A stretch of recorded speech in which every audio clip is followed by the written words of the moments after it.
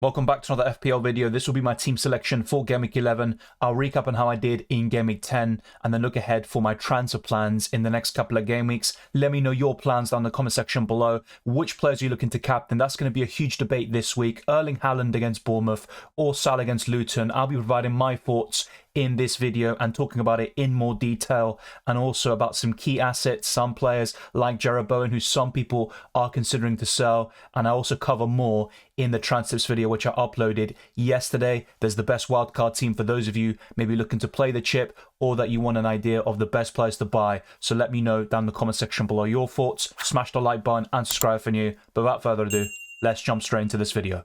Both of my goalkeepers blanked this week, but Areola picked up 3 points while Turner produced a 1-pointer. He made 5 saves, by the way, but also let Salah just have an open goal, basically, in that match, whilst Areola conceded a solitary goal to Everton through Dominic Calvert-Lewin, and West Ham were absolutely awful in that game. Everton always posed a threat on the counter-attack. They made them pay, and Areola was stuck with a 3-pointer. So, considering the fact that he blanked, at least he picked up a save point, but it was very disappointing. A lot of us were anticipating a West Ham clean sheet. That's the way the cookie crumbles. That's 1 clean sheet so far this season for Alphonso Areola, and you can't really trust West Ham to keep those in the long term. But there are some good fixtures coming up. I think they'll keep 1 or 2 over the next 5. But having said that, if you are building a wildcard team, you could consider Areola as your backup and then going for a very solid option as your main goalkeeper, such as David Raya. I was rather fortunate this week. Matty Cash was subbed out just 4 minutes before Aston Villa conceded for an Emi Martinez own goal. So those that went for Pau Torres, Emi Martinez himself, or another Aston Villa defender, you were hard done by. But those that banked in that Cash clean sheet were very, very fortunate. And you also picked up a yellow card at the beginning of the game. So overall 5-pointer. He also was close to setting up Ollie Watkins for the first goal. Watkins missed a big chance, and that could have been a massive return there for both Watkins and Matty Cash. But still, 5 points considering the circumstances, no goal contributions and no clean sheet. It's the best case scenario. So I'm going to take that, and that is a stroke of luck that did go my way, and of course those that own Matty Cash as well. My second defender is Tsimikas, one of my better signings recently in the defender position. I've had an issue all season buying defenders. Rico Henry, ACL injury. Tyrone Mings, ACL injury. There are many more examples where that came from. Sven Botman, injury, which he's still out from, by the way. But Tsimikas, back-to-back clean sheets, and not really much more to comment on. No attacking returns, no bonus points, but if he's going to get 6 points most weeks, I will take that all day long for a 4-point family defender who also happens to be a differential at the moment. My final defender was Dan Burn, and he wasn't the only Newcastle defender to do this, because he produced 0 points, getting a yellow card, conceding twice. Kieran Trippier did the same, and also Lascelles, who was on my bench. So Newcastle were very disappointing in this game week. Wolves put up a good fight, a 2-2 draw in the end, despite Newcastle not playing very well. They'll take that and move on. They've got some tough fixtures to come. Long term, though, the games are still pretty good there for the Toon Army, and Dan Burn is still one of the best mid-price defenders. The midfield was quite mixed bag, but by far the standout of my entire squad was Diaby with a 13-pointer. He is almost a differential, around 13% ownership, but I'm very happy with that return. I've had him since Game Week 8, 2 blanks, and now he's finally produced a massive return there. And if I had to pick one Aston Villa player to haul, it would have been Diaby, because he's by far the lowest owned between him, Matty Cash, and my third Aston Villa asset. So I'm very happy with Diaby. No complaints there whatsoever. There are still some good games up until Game Week 15. That's where I'd look to sell the likes of Matty Cash and Diaby, but for now, I'm very happy to keep the Aston Villa winger, so really good stuff from him. Next up is Jarrod Bowen. I just bought him in this week as part of a -4 hit, and it hasn't really paid off so far. I sold James Ward-Prowse to Jarrod Bowen, and I had to make 2 other moves to fund that, including Tsimikas at the back. So in the end, it wasn't too bad, but I think long-term Jarrod Bowen is the best West Ham asset, period. And James Ward-Prowse was subbed out early, around 70 minutes, and he played a deeper role yet again, which I'm not a big fan of, and that's why I've gone cold on James Ward-Prowse and decided to sell him for a -4 hit. Bowen had a poor performance against Everton. He missed some good chances and really couldn't get into the game overall. Couldn't take his player on. Mikalenko did very well up against him. So a disappointing performance. West Ham were poor, but I think with the game weeks to come, I think Jarrod Bowen is going to do extremely well, and I would keep him. My third midfielder is Salah. A bit fortuitous because Turner provided him with an open goal. It was looking like a blank for one of the most popular captaincy options of the week, but he did get that goal, an 8-pointer. He was overshadowed by the likes of Erling Haaland, but still a solid return there from Mohamed Salah. But for those of you that captain Salah, it's a bit disappointing because that's an 8-point loss over those that went for the Norwegian robot. My fourth midfielder is James Maddison, who forced an own goal by Ward to give Spurs the lead, and they ended up winning 2-1. And James Maddison continues this amazing streak away from home. He hasn't blanked so far on his travels for Tottenham Hotspur, and he's got Chelsea at home up next. Then it's Wolves away. The fixtures afterwards are a bit tough, but Spurs are looking very strong, and even if they lose some games coming up, I think they'll score goals, and Maddison will be heavily involved. My final midfielder was Bukayo Saka. I sold Heung-min Son to Saka in order to also get Bowen in for James Ward-Prowse, and also Tsimikas in for one of the defenders I had before. So look, it's not ideal, to be quite honest with you, but I still think Saka in the long term has great fixtures. I've already got the Spurs coverage in Maddison, and I would back Saka to outscore Heung-min Son over the next 5 game weeks, but there's no denying that not owning Heung-min Son is always going to be a risk. I didn't want to sell him. If I could just afford Bowen in for Ward-Prowse without making any other transfers, I would have done so, trust me. I would have kept Son and maybe get Saka in around game week 12 or even beyond that, but it is what it is. Son got a 10-pointer. Saka was a bit lucky with his assist as well. It wasn't really a official assist. It was an FPL assist by pure definition, but it is what it is. Returns from most of my players so far. Of course, the biggest disappointment here was Jarrod Bowen, and Salah was a bit underwhelming based on what he's capable of, but still a decent return and sheer consistency from the Egyptian. Perhaps the most disappointing asset of this game week was Ollie Watkins. He produced an XGI of around 1.5, but he produced a blank here against Luton Town. He missed a very big chance at the beginning of the game, which would have been a Matty Cash assist, but look, it's the second blank of the season. He's been a fantastic option for most of the campaign. But of course, it's kind of typical when more people captain him. It's Luton Town at home. Aston Villa score 3 goals. Ollie Watkins blanks. It's just how FPL works, really. You're going to have these game weeks where one of the best and most consistent assets just fails to deliver. And look, they're human. They're not robots. And they can't deliver every single week. But Watkins has been a bit of an FPL troll from my own perspective, and for those that also sold around game week 7 and then brought him back around game week 9. But that's the way FPL is. You've got to take it on the chin. And next up, a monstrous return by Erling Haaland in the Manchester derby, a 16-pointer, producing 2 goals and 1 assist. A fantastic display there by Erling Haaland. The penalty itself was rather lucky in my opinion, because for me, how often do you see those penalty decisions given? But it was given. He scored it very, very convincingly, and he added on top of it with a great header, of course, great positioning there. And then for the third goal, good setup there for Phil Foden. So Erling Haaland, top performance, and it's kind of typical here now. We've got a big dilemma in terms of the captaincy next week. Erling Haaland versus Salah. Let me know down in the comment section below who you're going to captain. I put a poll out on my channel as well in the community tab. But let's now head over to the captaincy, my ranks. Have I got another green arrow, or was it a red this time round? I play the wild card around game week 8 after a disastrous start to the season, and it's about time that I make up the points. Like many of you watching, I captained Mohamed Salah. Ollie Watkins was my vice. At least I didn't go there. And I got 75 points. With a -4 hit taken into account, I got 71. And in terms of my overall rank, I went up by around 200,000 places to 1.7 million. So since the wildcard was activated a few weeks ago, that's 3 green arrows on the bounce. And that's obviously very, very welcome. It's not enough progress. I still want to claw up a lot more points. I'm still waiting for that mega week, maybe around 90 to 100 points, especially in a low scoring game week, which could really propel me up the ranks. I'm still waiting for that sort of week, and I might have to wait a little while longer because in game week 11 I've got a lot of players away from home and the fixtures aren't as promising as they were in game week 10. But you never know. Football is a funny game, of course, and the captaincy will be a big decider in the upcoming deadline. I also have 600 overall points, so I finally reached that mark. But it's now time to do much better from now until the end of the season, because the first 7-8 game weeks or so were horrendous, and now it's a little bit better, but still not good enough. Let's now head over to the Game Week 11 team selection portion of this video, starting from the goalkeeper and building up all the way to the forward line.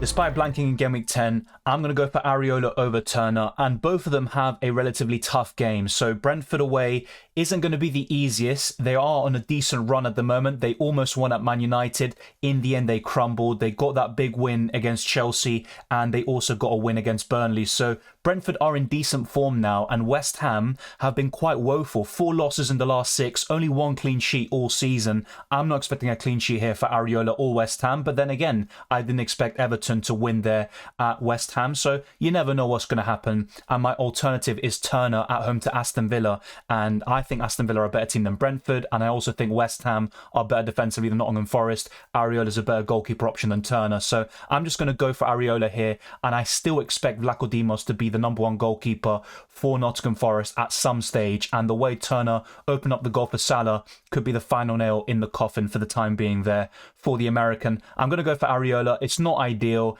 and if I was playing the wild card now, I'd probably try to bring in someone like David Raya as my main keeper. Maybe start Areola over Raya anyway this week, but then in the weeks to come, start Raya in most game weeks.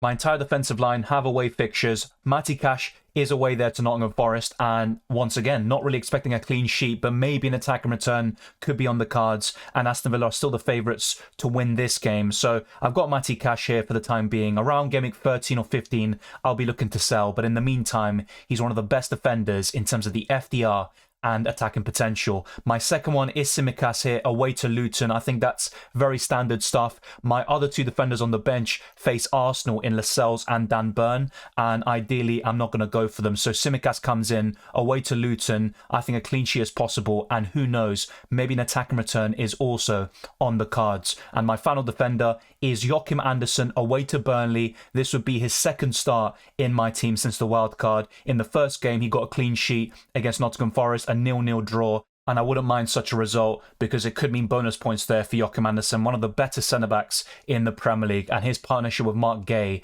is very underrated. So my backline looks fairly decent despite the fact that all of them have away fixtures, and in terms of clean sheets, you probably don't expect them from Cash or Areola.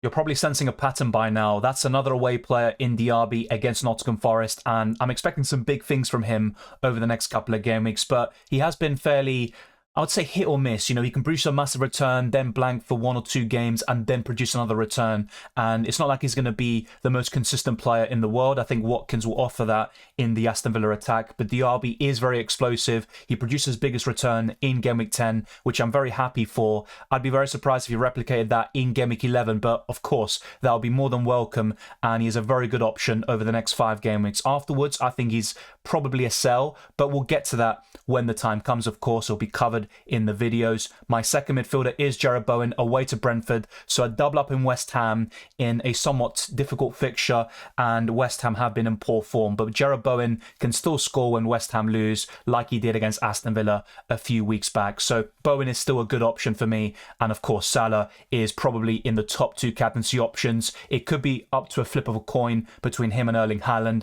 and at the very end of this portion I'll be discussing my thoughts on the captaincy, but Salah is in my top 2. I think that's very clear, and it's all about nailing down that captaincy in this game week. My fourth midfielder is an interesting one. The only home player here in the midfield 5, James Maddison against Chelsea in this London derby. I'm expecting a bit of a low-scoring game. Spurs are the favourites. I think they will win the match, but I'm probably expecting a 2-0, something like that, and Maddison could be involved in such a result. But the big one to keep an eye on is Heung-min Son. I'm pretty, I don't say scared, but it is worrying going without Heung-min Son, and the same goes for Kieran Trippier at the back. Maybe not this game week against Arsenal, but certainly in the weeks to come, especially when Newcastle's fixtures turn even better. Remember, their long-term fixtures are still fantastic, and for me, going without Heung-min Son and Trippier isn't ideal, but unfortunately, you just don't have unlimited budget, and you've got to prioritise certain assets over others. My fifth and final midfielder is Saka. He is very consistent. Newcastle away is extremely tough.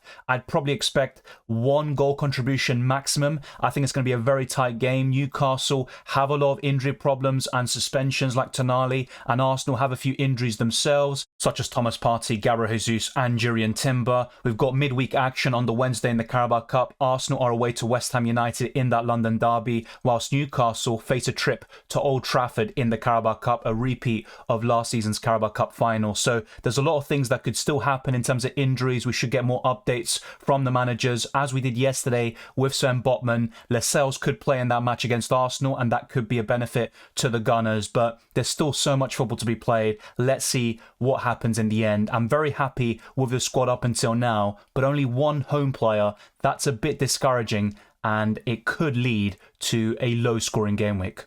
Following a disappointing Game Week 10, I'm expecting Ollie Watkins to bounce back. He's got some great fixtures up until Game Week 15, and even when the games turn and Aston Villa embark on a difficult fixture run, I still think Ollie Watkins could be a keep, but things can certainly change in football and FPL. If Watkins now goes on a run of blanks and then we get to the tough fixtures, he could become an easy sell in the eyes of many FPL managers, so things can certainly change, but I think Watkins will continue to be consistent and be one of the very best forwards in FPL. Erling Haaland is definitely number one, but in second place for me it's between Watkins and Julian Alvarez for that spot, and then afterwards you've probably got the likes of Darwin Nunez, a Newcastle forward, whoever is fit at the time, and Eddie Nketiah as a short-term punt. But I still like Ollie Watkins a lot, despite maybe my toxic relationship with him FPL wise. My final player is probably the best captaincy option on paper this week, and that's Erling Haaland at home to Bournemouth, and that's it. That's two home players out of my starting 11, and then you look at my bench, I've got Burn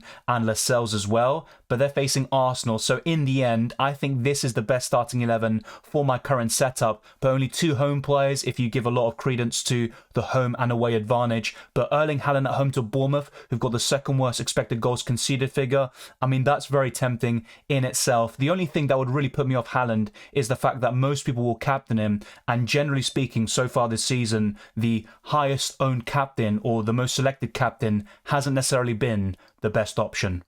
My bench is as follows. Turner is my backup goalkeeper. I've got Burn, Lascelles and Archer in that order, and it's a decent bench. Maybe not for this game week, but in general, especially with Sven Botman potentially being out for even longer. So in Game Week 12, when Newcastle face Bournemouth away, I could actually start Burn and Lascelles, and I would have plenty of selection dilemmas there with all five of my defenders having relatively good fixtures. So I'll discuss that very soon using fpl.team. But now let's focus on the captaincy, the big debate in Game Week 11, and I'll be completely honest with you, I'm in two minds about it. It could come down to a coin toss in the end, but my current thinking is to go for Erling Haaland. He is going to be the most popular captaincy option. His effective ownership will be off the charts, and I'll be honest, I'm a bit sick of going for the most popular captaincy option every week and them not really delivering to the same level as the second or third most popular option, and that could play a part in my final decision. But you look at Luton Town and Bournemouth, both of them quite similar this season. Not great defensive numbers, of course, but Luton have been slightly better in home matches. They only lost 1-0 to Tottenham, although that was also influenced by a red card to Basuma. And Salah's been so consistent, only one blank this season, and let's face it, he shouldn't have blanked because his assist should have stood.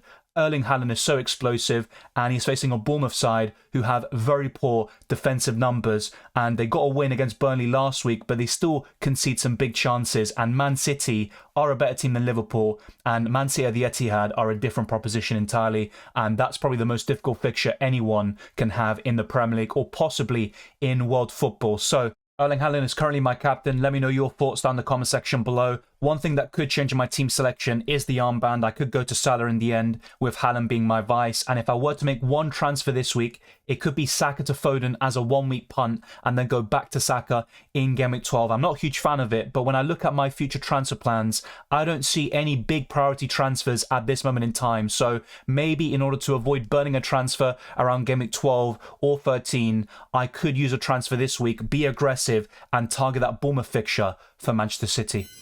I'm now showing you Drafthound. There is a link in the description below. You can use my link and become a pro pay tier member. Some of the transfers they suggest include Bowen to Mbeumo, Saka to Foden, and Diaby to Mbeumo. And I'm not a big fan of that Mbeumo transfer with Liverpool and Arsenal coming up in the next 3 game weeks, but I'm looking beyond that, and I think Mbeumo will be a great buy around game week 14 onwards. But I'm quite happy to keep Bowen and Diaby for now. And of course, Saka is a great FPL option, probably my top 3 amongst midfielders. In terms of a 1-week transfer though, Saka to Foden is very tempting. I want to see your thoughts, of course, on the matter. and that would really just be to be aggressive, target the Bournemouth fixture, and also Phil Foden's high ceiling in such matches. But Saka can still do really well against Newcastle. My prediction would be for Saka to get around 5 or 6 points potentially, whilst Foden could easily get 9 points or above. So it's a risky transfer, of course, and it could still pay off, but in the long term, I would want to get Saka back for Phil Foden. In terms of expected points, according to Drafthound, it's 68.7,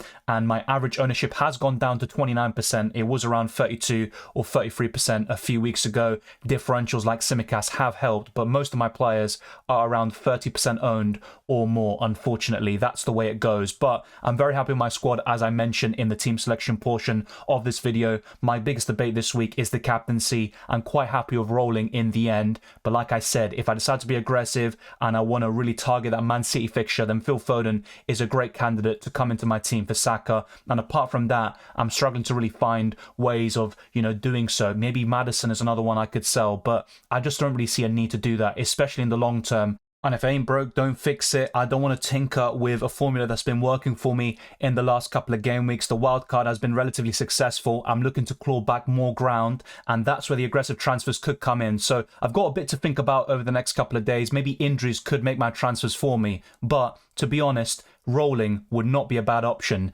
in Game Week 11.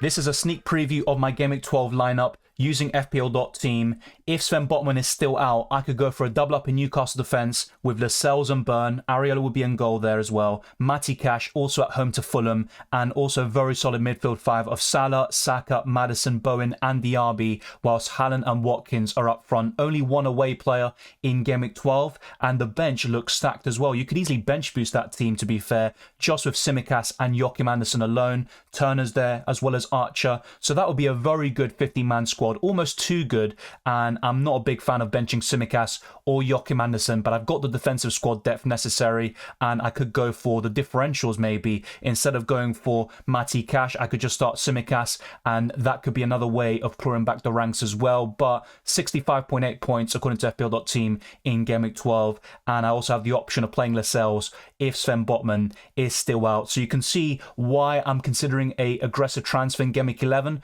because in Game Week 12, what would you even transfer? Areola maybe? Do I upgrade all my goalkeepers to Raya? If so, what do I downgrade elsewhere in order to achieve that? So as you can see, I don't have any standout transfers to make in the next week or so, and I could find myself in a position where I could end up burning the transfer, which isn't ideal. And look, to be honest, sometimes just leaving your team as it is the best thing to do. There are examples of managers who haven't touched their team since Game Week 1 and they're in the top 1,000, and that's why sometimes our over tinkering, constantly making changes to the captaincy and our starting 11 transfers, that all actually results in negative points, which obviously isn't going to be ideal for me to say that, but that is the way the cookie crumbles sometimes, and that's why I could find myself in a situation where I burn the transfer around Game Week 12. Thank you very much for watching this video. If you enjoyed it or found it useful, then be sure to smash the like button and subscribe if you're new. Let's try to get this video to over 200 likes, and let's keep on pushing towards new goals such as 22,000 subscribers and beyond.